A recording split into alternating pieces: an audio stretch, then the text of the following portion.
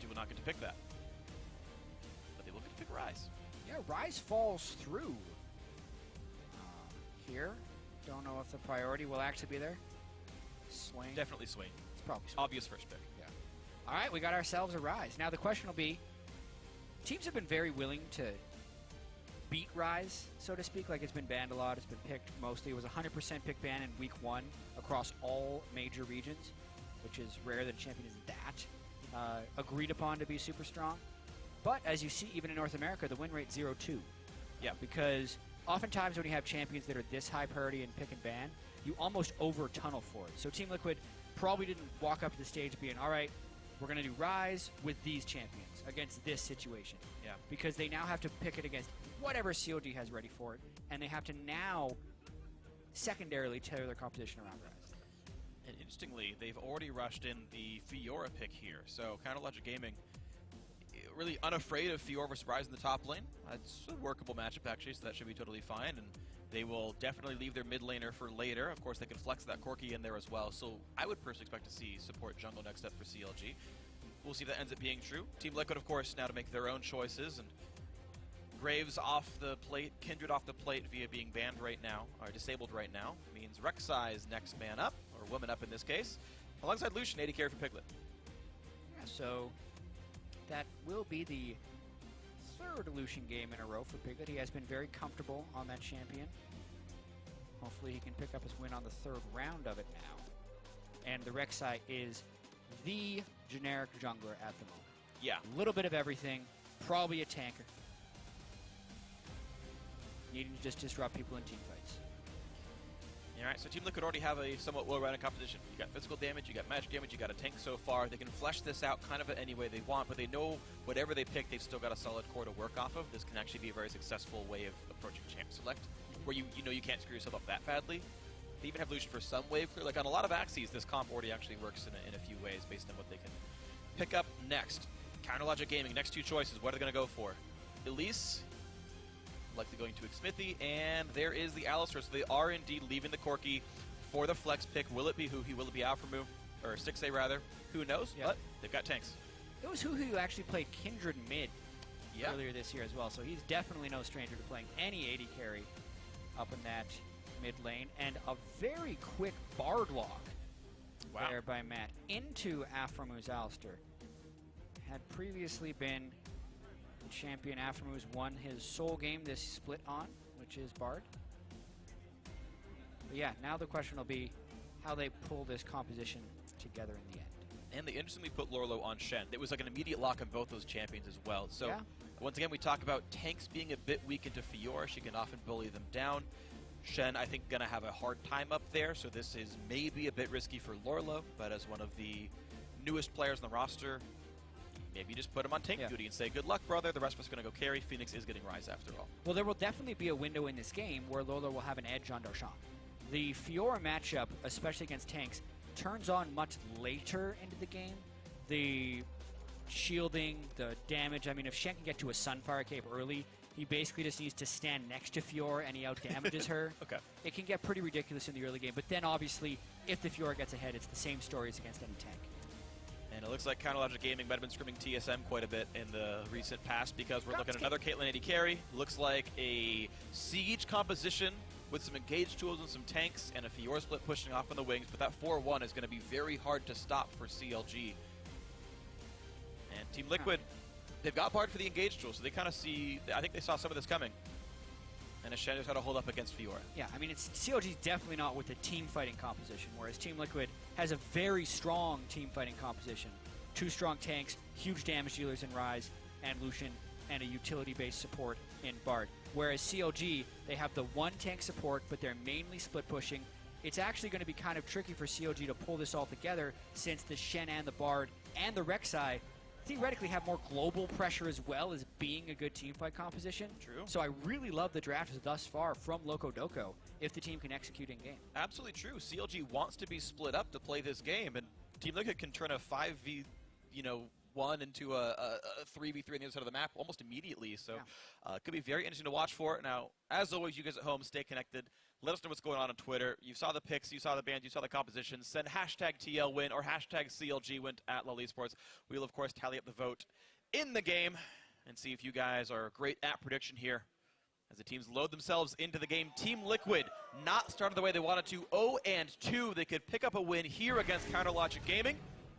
We'll see if they can do it. And here we are into the game.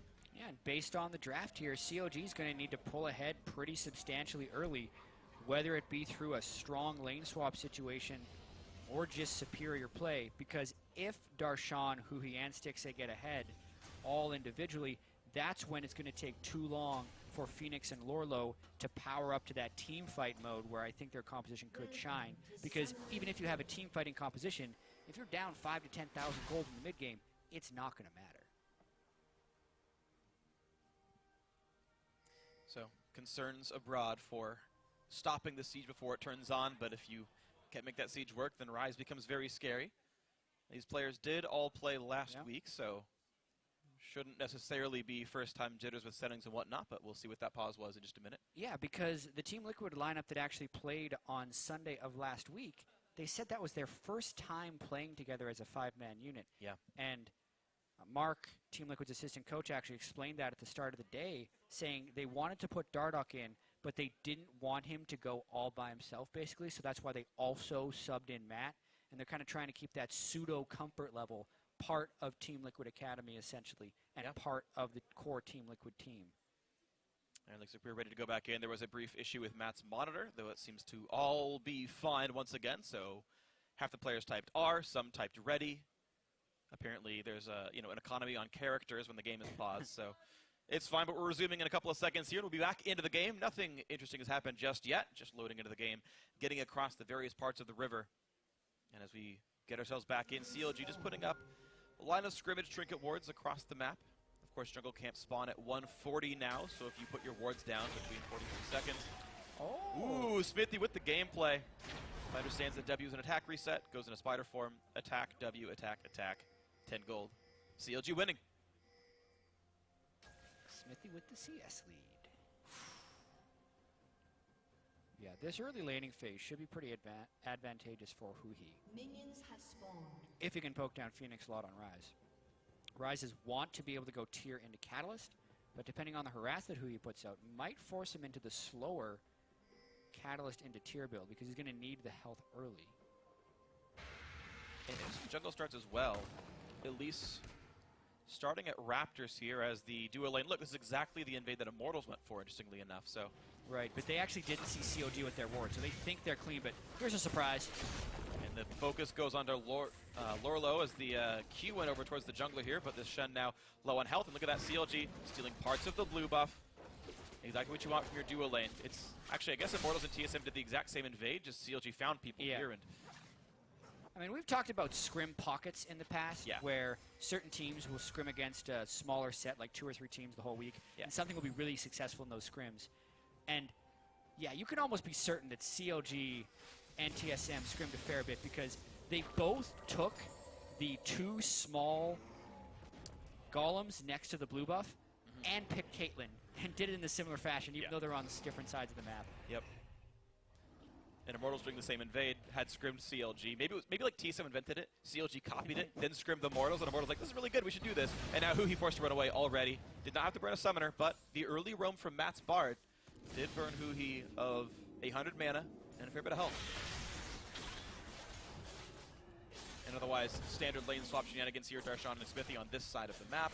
They're going to be ready to knock this turret down or dive in who defends it. Team Liquid know better than that. Lorlo already roaming around the map to join the rest of his squad in the bottom right. Yep, aside from the early little bit of harassment, standard fare here. CLG will have a bit of an advantage just based off the experience they were able to garner. They pushed Team Liquid out of their entire blue quadrant of the jungle.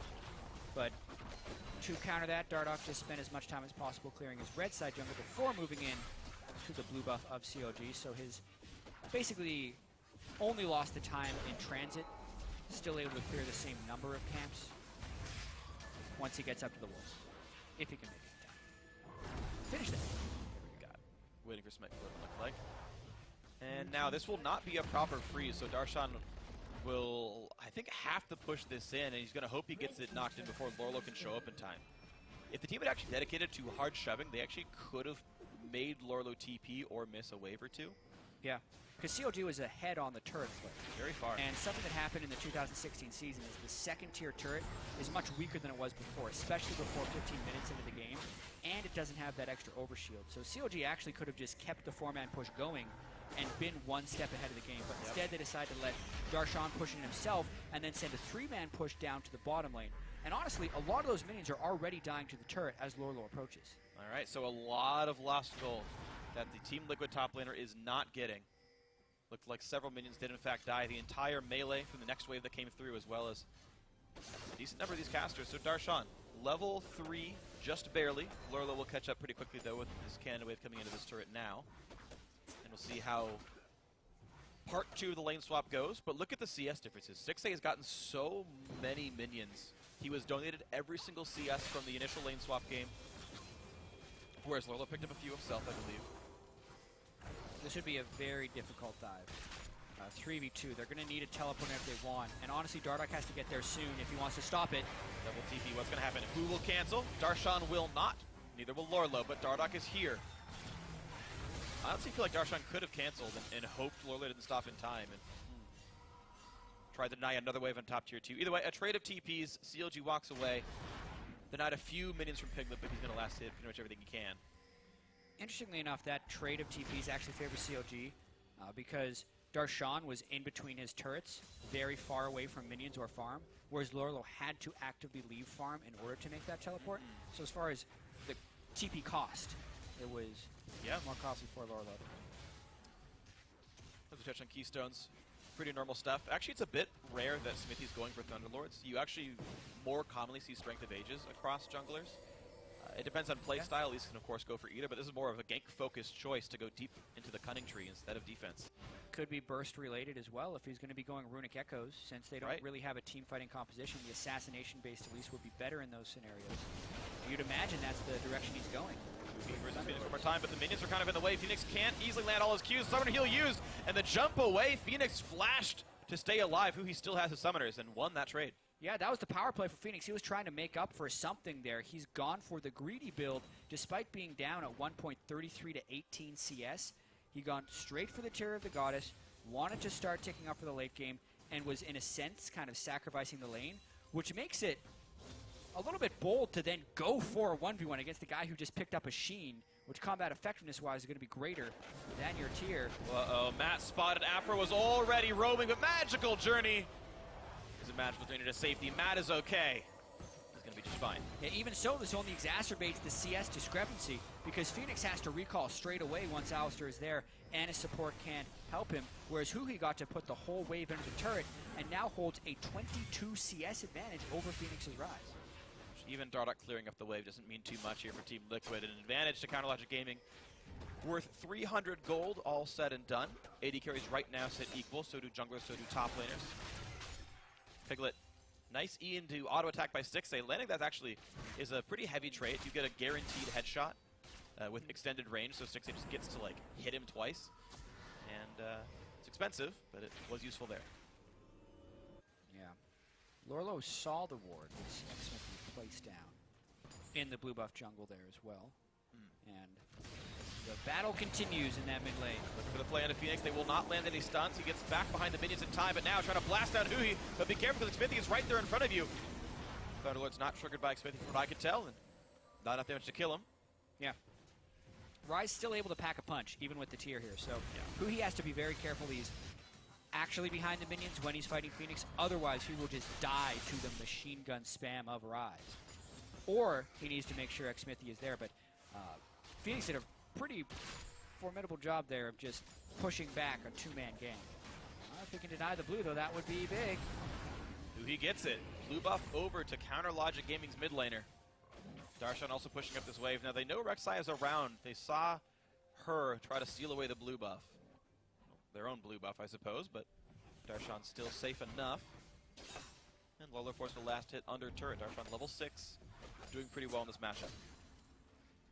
Yeah. I mean, we did say the win condition of CLG with these team comps is if every single lane pulls ahead. Well, currently every single lane is pulling ahead for CLG slightly with CS advantages. Very impressive showing thus far. And I think CLG did this earlier as well, prioritizing early Rift heralds. Give it our shot. Now, Huhi has had basically a perennial push lead in mid lane. We can show up before Phoenix. That said, Phoenix does have TP, so that roam can be matched, but I feel like there's a very real risk of top lane getting dove. Blue buff steal only goes to Dardoch, so it's still an overall better situation for CLG where the blue went to the right person. Yeah, and obviously Team Liquid knew about that the blue buff was safe because they got the Rift Herald global callouts. You're like, well, clearly there's a couple people invested over on that side. But this is yet another time where Huhi has pushed Phoenix back to base, and the second teleport burn just to get back to them. Yeah, so TP down for Phoenix. Dardoch's position now matters quite a bit because I still think CLG have the opportunity to make that play for top lane tier 2 and start using that Rift Herald a little bit more. After clearing away some of the deep wards, a defensive pink to keep that all safe. Dragon is, of course, on the map, and it looks like CLG would rather play for this part of the role. In this part of the map, they're going to leave Darshan up against Lorlo. We're posted to see if he's going to tank a taunt. Didn't take that after all. Trying to send the CC back at him as he escaped. And Lorlo recalling. I think he needs to do this. He needs to have items in the expectation that there will be a dragon fight soon. So having the Bomby Cinder will let him push the waves out a little bit more. Have a better lane situation against Darshan. Stixxay already on BF sword. Piglet pretty close to that as well with the double longsword plus BF. Agreed. Although, even though Piglet has played very well, picking up a lot of kills in both games, he's been behind the CSD at 10. Oh, flash wasn't enough, and good luck getting away from this one. Dardoch saves the knockup until it's too late to jump away. Beautiful job. First blood goes to Piglet, and a great ult by Matt. Yeah, and honestly, if you flash and you still get hit by the Bard ult, that's just a poor use of the Summoner spell. So Stixxay with the misplay during the retreat, even if he was going to die either way. The aggression stays for Team Liquid. CLG's got to be careful. Bit of a gambler's fallacy, just staying around when there's already the sunk cost of dying. And Matt picks up Xmithie, staying to defensive that could not be saved. Aphromoo, only level 5, cannot ult himself out, but Team Liquid will not go for the chase.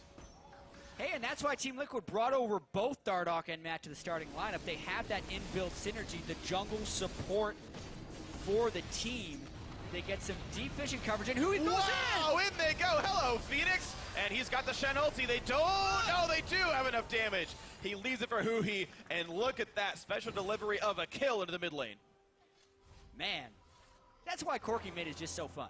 Because if there's ever a gank opportunity, he can always be there. And it's also not even that high risk, because he gets his Valkyrie after delivering the package if something were to turn away. Phoenix just got really surprised there by the Darshan and package gank out of nowhere. Well, Darshan being ahead, he was allowed to keep the lane pushed. He was allowed to roam down the communication. Huhi saying, I have package, come mid, we can dive Phoenix. And they were right there on cue. Good play by CLG. Their first kill of the game. It ties the score up in gold. And as much as they try to push the mid lane down, this will not die just yet. But Piglet has to buy. He's got that one kill earlier onto Xmithie. Needs to get his items in. Phoenix is already back in time to defend the turret. CLG needs to rotate and get these turrets very quickly because so far, 12 minutes into the game, they haven't really exerted their early game advantage that heavily onto Team Liquid. And pretty soon, Phoenix will be of proper Rise power and will be very hard to deal with for CLG unless Aphromoo can just tank everything with his ultimate. But I've even seen a full build Rise cut through a damage-reducing Alistar like paper. True. And because of the plays of Dardoch and Matt there in the bottom lane to get the kill on Phoenix, the gold is still close, which is why CLG needs to cycle these turrets. Mid lane turret is already low, Phoenix is still pushable, and Caitlyn has nowhere else to be. So expect CLG to try and make the move for objectives and the third turret. Already, just slowly going up the map. All right, bot lane Adder's dead. Well, let's get Dragon. Okay, now to mid lane here. CLG able to take quite a lot off the map with this temporary power they've got here. Piglet is back on the map here. He's up to the top lane. Matt is near him as well, so Darshan would be in danger to fight that 1v2. We'll see how much work can get done by Piglet up there. There's the turret. there. Team Liquid's hoping to turn back at least one. Piglet, gotta be careful Piglet about actually tier 2 could though. continue pushing, but there's 5 people mid lane. They're both and down. Substandard wave clear for Team Liquid. They actually need the Lucian there. The team itself is very weak wave clear wise early game. See Bard. Ulti's gonna catch Huhi. This is dangerous now for the Corki. He has flash, but too early on the cue. No stun's gonna land. A stick save. Caught out again. And now he's gonna try to get away. 1 kill already onto Lorlo. Piglet on the backside. Gonna get soloed out by Darshan, but this is still not the best battle for the CLG top laner. A double kill for Dardoch on the other side of it. A split fight, and it's going well for Team Liquid. Off the initial catch, it's all gravy for these guys. And look at that fight. A 3-for-1 to Team Liquid. Stixxay and Huhi both getting caught in various stages. And speaking of aggressive junglers, challenging Smite Warrior Rek'Sai. Oh man. Everyone has been going Cinderhulk Tracker's Knife just for the defensive capabilities. Dardoch just wants to fight you, and they're going for the Rift Herald after that push. That's going to be theirs, no question. A little bit of damage in the mid lane. Ryze not exactly the fastest at killing it, but we'll see just how much more Team Liquid can get. So, 1 Dragon, 1 Rift Herald to CLG, now 1 Herald as well for Team Liquid. Give that to Piglet. He will recall. Of course, he did well in that last fight. He'll get himself boosts, and he'll find a turret to kill. Yeah, and the idea for CLG was good here, but this is the team fight that Team Liquid wanted to get. Stixxay was actually pushed forward because he was afraid of getting caught in the Bard ultimate, and already being down his flash, was just left with nowhere to run after that happened. CLG probably needed to retreat towards the Raptors if they wanted to escape this one, but at the very beginning of the fight, they didn't have that position. So really, it was the ideal time for Team Liquid to come down in this fight. They land the proper CCs on the collapse. Even with Matt missing his Bard stun, they still had enough repeatable crowd control to just destroy CLG's marksman, who got closed in on very quickly. Great flank and good job by Matt now in his 2nd LCS game ever, and he's going to get another one. What He's hit shots. every Bard ulti on at least someone, and here comes the team. Aphromoo in a bad spot, dies. Piglet 3-0-1, another pickoff. Everything going well for Team Liquid. Looks like you give this roster a little bit of time to gel, and look how much better Team Liquid is. Yeah, even when Team Liquid hadn't played together as that team of 5, they gave TSM a really big run for their money, and honestly were in positions to win that game on multiple occasions. And this early game, they knew they had to withstand the tremendous pushing power of CLG, and thus far they have. This will be the potential problem, though, because they need a way to keep Darshan at bay. It's gonna not have that many tools. Darshan getting this far ahead on Fjord. Unfortunately for him, only is getting assists here, so his gold income not as high as his KDA might imply. And of course, Team Liquid can just easily walk up to the mid lane here, but there's still some threat. Look at the damage by Xminthy, and they will try to knock down Matt, and they will get him. Huhi on the roam. Team Liquid overextending, missing their top laner. He's dead for 6 more seconds. Does have Stand United. Piglet trying to run from Darshan. Will he get the help? He's not going to get it in time. Darshan gets a shutdown. And CLG just coming back with a bunch of kills. After Team Liquid won that big fight, CLG had no hesitation in going to try and make plays, and they are on the hunt of Phoenix. He was pretty quick with those boots of swiftness. Nice sidestep. But even so, we're in for a very messy game, it almost feels like, or at least very chaotic, because CLG is going to continue to try and run it on the map, and Team Liquid has the tools to corral them, but then also CLG is not going to stop trying to make the plays. So there are a lot of really quick decisions that you have to make. Yeah. And honestly, with a challenging Smite Rek'Sai with no Sightstone, there's not the vision to make sure these plays are safe all the time. That's very true. You also have to consider, I feel like another big factor is the level of experience of the shot callers. Aphromu's been running around leading CLG with Darshan for a very long time now, especially if you could just consider LCS lifetimes, more than half of it. Dardoch and Matt, like, okay, yeah, they've done very well in Challenger, but how many times these guys faced a team as good as CLG at rotations and realized that that mid lane push was going to turn into 3 deaths? And as the two who are the voices who are leading the team, games like this that are very chaotic, where there's constant rotation and constant checking back and forth of who's making the right moves, that's advantage CLG. It should be, for sure. And that's why we saw CLG bounce back so quickly after losing that mid lane call. And now it's, you know, the item thresholds are advantage at least Darshan. And how is Team Liquid going to be countering this Fiora split push? Do they send Phoenix's Rise down the Fiora and keep the 1v1 in? Or do they just, you know, hope that Lorlo is always near a turret and that Darshan won't become that big of a problem? I kind of feel like that's the way Team Liquid is going because they do have that big advantage. And Matt's been so accurate with his Bard ultimates. That's, speaking of accurate, nearly a dead Bard. Cocoon not going to land. Piglet staying inside the minion line, but who he really wants in. Magical Journey brings the team to safety. Dardoch right over the wall there, but CLG still ready to keep pushing forward. Triforce Sork Shoes done onto Huhi. 6A has enough attack damage to be threatening as well. Here's the push towards top lane tier 2. Only one minion alive right now. They're going to have to wait for the next wave. Darshan risked the taunt attempt. Technically gives Team Liquid time to rotate over. Here's the wave clear. Piglet holding onto the ultimate. Wants to save that for the impending team fight, but Stixay about 5 auto attacks down on that turret. Yeah, it's getting lower. He's also set up a wave of traps on the flank where Team Liquid would be arriving from. So really just trying to set up sieges with Corky Rockets, Elise Poke, who's now switched over to tank. After the Runic Echoes, another hit. But look at that, CLG putting the front line in front after headbutts away some of the would-be damage and all as well. Runic Echoes doing plenty of damage with the Spider Link. Smithy's got to feel good about that. Easy to lodge, easy to land Poke. And now in on towards Dragon. CLG going to make that 2-0. Rift Herald despawns as Baron's coming up. Yes. CLG retaining what map control they can, but just like last game, a very close battle. 1,100 gold separates these teams. Dragon 2, not the most important factor in this game. You look at absolutely have the ability to come back into this one. Yeah, who would have thought coming into the day, actually no, everyone would have thought the most snowballed game by 20 minutes would be Tip versus Cloud9. They would have just expect Cloud9 to be winning because these last 2 games have been really close. 20 minutes through. And once again, like, you kind of do give the edge to Team Liquid as the team fights progress here, with Phoenix just stacking up the mana on Ryze and Piglet having that really smooth power curve on Lucian. Not to mention Matt has shown he can catch Huhi and Stixay out of position with the Bard ultimate. But there's also the inexperience of the Team Liquid roster. There's how well the AA carries and Fiora can eventually scale with the split pushing scenario.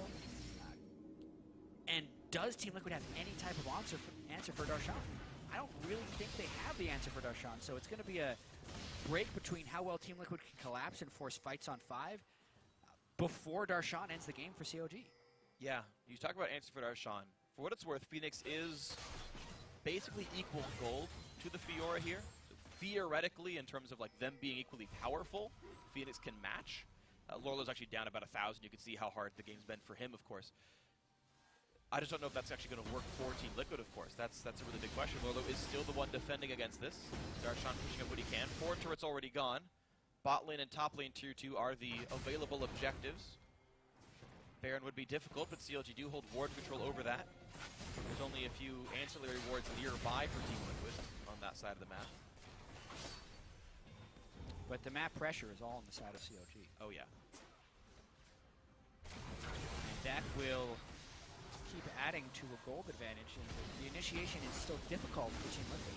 They have a good front line with the Rek'Sai and the Shen, but it does seem like they're pretty reliant on Matt to land that Bard ultimate, since the wards and the traps from CLG are keeping pretty good track of where Team Liquid is. So there's never a chance for them to get around behind Darshan. Now, when you have a map this controlled as CLG does, you often see a farm lead start growing in the mid game because Team Liquid can't safely get the minions, and they just sort of die on their own without aiming to kill them. And sometimes you can see gold leads grow that way. Right now, it's not happening though. CLG, that 1,400 gold lead, really hasn't moved very much. All they've really gotten for that trouble is that dragon. Yeah. What? It would tend to progress towards stacking dragon buff or Baron control, but at 22 minutes in a close game, Baron control doesn't exist. Yeah. And the stacking dragon is still a fair ways away, since COD started Rift Herald pretty early on instead of the dragon. And you're against a Ryze, so do you want to wait 16 minutes for the 5th dragon to come through? And let Ryze get 2 more items in the inventory? It's dangerous, so Counter Logic Gaming have to be a bit concerned here. They're on somewhat of a clock. As Team Liquid's damage continues to rise. Darshan battling with Lorlo, pops the ulti, but here comes Phoenix. A trade of flashes, a dash to get away, but Phoenix is really, really, really fast. Nice riposte by Darshan, predicts the instant cast spell. He got her across on an instant cast spell. That is pretty tough to do right there. Phoenix not really respecting Darshan. Darshan recognized he can get in the rage with the Swiftest Boots Alacrity enchant and the fact that he's Rise. He gets pretty quick movement. But yeah, Darshan with an outplay to stay alive. Phoenix, 750 of 750 on the tier, 8 stacks of 10 on Rod of Ages. He is, sorry, 6 of 10, I take that back. Okay. Getting pretty big. And he's already got the components for the Seraph's Embrace, so Phoenix is got that damage core done now. It's now time to get tanky or get a Void Staff. Watch that outplay again, it's pretty sweet. Yeah, the immediate flash follow, and then Phoenix, it looked like he just pressed W on Darshan, and as soon... Ooh. And of course that stuns, so there's no chase left. Yeah, because reflection straight back at him. Oh, Phoenix got some wave clear. All is well there. Afro collapses the tunnel. Level 9 of the Alistair is, in fact... He didn't level up his Q yet. It's only 4 points. Am I miscounting? Let's see. He hasn't actually Level spent 9. his 9th skill point, Aframu. You are correct. He puts... Yeah, Aframu has not spent his final skill point. I know you wanted to check and say it was max and Q. Yeah, it's 4 points Q. Yeah, He's just like it chilling. looks like he's max and Q. Maybe he needs that really clutch heal. You know, like 5 more health is going to save him. Technically, maybe. Yeah, I mean, Never know. theoretically, it's optimal to save all skill points until you cast the skill, but mechanically, that's really hard to do properly. Cocoon nearly hits Dardoch. That was close. I'll let you know when he skills out. Thanks, man. I appreciate that. I appreciate you. Lorlo and Dardoch, again, starting at the blue buff. Neither are great recipients, so Smithy says, yeah, I'm just going to take that one, thank you. Smites it away, takes it out. Can't smite anything but jungle monsters anyway, since he went for the Tracker's Knife, so why not steal buffs? 6A, given a lot of the farm. Does have the rapid fire cannon, of course, because CLG is about that siege life. The package for the rotation really fast. Yeah.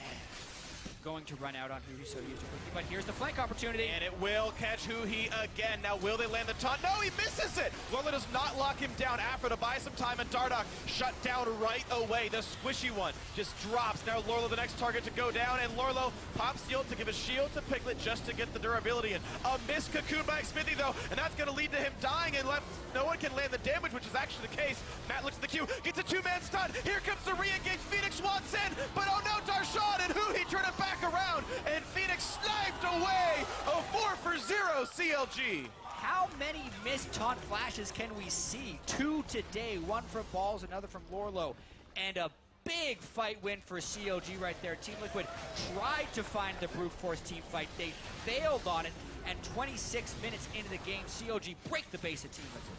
20 seconds on many of the respawns, though, does not give CLG a lot of time. If they wanted to, they could kill this turret, but then they'd get attacked. They'd probably lose a lot afterwards. Dardoch is in the wings. He does not find where they're recalling, though. Actually, could have never seen that. Yeah, won't stop the recalls. And this, so they get the Bard ultimate. This is why they say they can go, because really watch how much damage Huhi does towards the backside of that fight. The taunt was basically on top of Huhi anyway, and why it didn't stun is because the taunt was finished animating by the time he flashed, so it's no longer going to stun when he gets in on him. Or he flashed while he was still in stasis. Either way, it was mistimed. I think he missed. Either way. Yeah, I think he missed. And at this point, Phoenix is getting out as much damage as possible, but he runs low, has to back away, and Team Liquid decides to stay engaged, even though Darshan is still in the pink ward. But Huhi, remember, if he was taunted at the start of the fight, he would have been dead. And he did the majority of the damage in this fight for CLG. 6A gets him with the ultimate on the backside. Now there's a 602 Corki, who is no longer vulnerable to a taunt flash play because the kills he picked up from that fight bought him a QSS. And he's already going for the rapid fire cannon to cap it off. So now they've got 2, well, soon, very good sieging AD carries. So it's the interesting thing as we watch the double marksman comps go through. With Graves and Kinder, they're not quite as good at this. They don't actually like rapid fire cannon very much, but these 2 champions are going to hit turrets from out of range, and it will continue to be on Team Liquid to land the engage. Matt has missed 0 Bard ult so far, so props to him on that one, but the follow-up has to be there. Yeah. And whether it was on Gnar or on Shen, Lorlo has honestly not found the right engages with Team Liquid. Loose not engages that lead to victory. I remember some pretty decent Gnar ultimates, but the thing with those is it always felt a step slow. You got like a 3-man Gnar ultimate into a wall, but the fight would be half over. So really, not quite the tuning, and it would be disastrous for Team Liquid to start this split 0-3, because that is what they are facing if they can't come back in this game. That last fight, they have a very, very fed Huhi to deal with now. And yeah, Matt, a lot of danger. He landed it, but not the way you want to. Does not move fast enough, and the red buff slow, I believe, helped set that one all up. The CC all landed, so CLG, another pick. They are up in kills. They're up 5,000 gold, and they feel maybe safe enough to start Baron. Of course, they do not have TP on Darshan right now. That is actually 35 seconds away.